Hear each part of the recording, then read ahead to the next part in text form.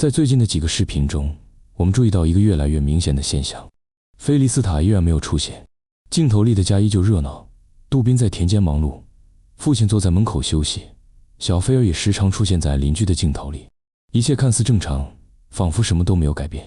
但唯独那个叫菲利斯塔的女人，那个笑容温柔，曾经是镜头主角的人，彻底从这个家庭的画面中消失了。她不在的日子里，家人似乎已经习惯，如果没有仔细去对比，你甚至不会觉得这家少了谁。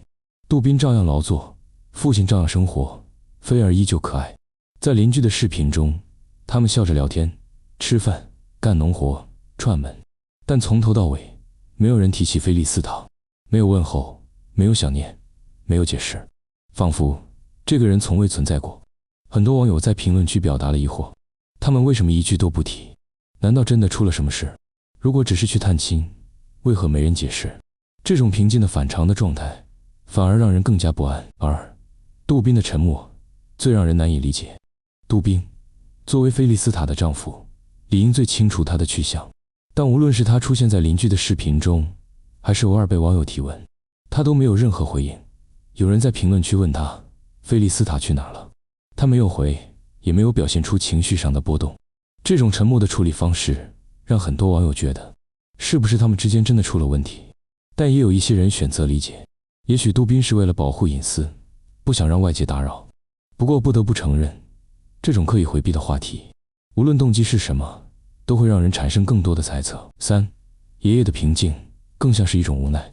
在此前的视频中，杜宾的爸爸，这位慈祥的老人，总是笑呵呵地与邻居聊天，接受邀请吃饭，甚至还会和小菲儿一起玩。但关于菲利斯塔，他也从未提过一句。对一个家中长辈来说，如果儿媳只是短期离家，他大可以说一句他去忙生意了，或者他在老家。可他没有，哪怕别人问起，他也轻轻带过，保持着一种刻意的平静。这种平静不是淡忘，而更像是一种不便说出口的无奈。菲儿的眼神藏着故事。在邻居镜头中，小菲儿依旧出现，只是她变得有些羞涩内敛。有人注意到她的头发有些凌乱，衣服也不像以前那么讲究。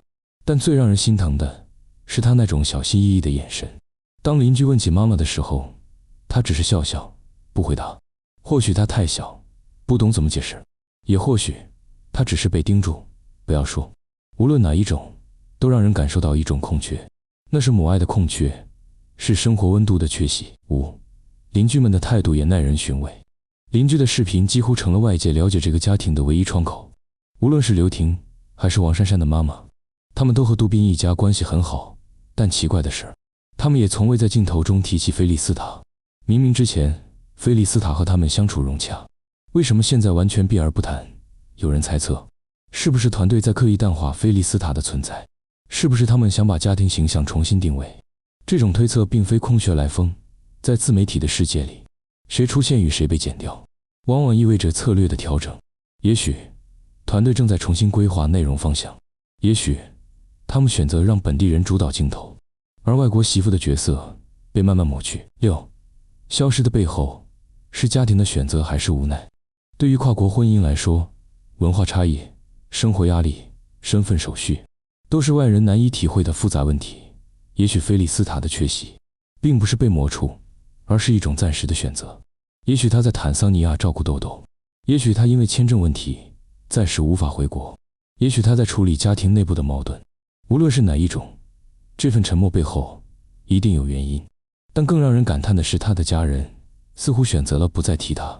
有时候不提不代表忘记，而是怕一提就会让人更难受。网友的两种态度。面对这一切，网友的评论区已经分裂成两派。第一种是担忧派，他们是不是分开了？为什么杜宾一点都不着急？孩子怎么办？第二种是理解派，也许他们有自己的安排，别太打扰他们的生活了。这种舆论的撕裂，其实也是一种关心的体现，因为人们真的希望这个跨国家庭能幸福。只是越是被回避，越容易让想象扩大；越是沉默，越让人觉得不安。团队的可能意图，内容重心转移。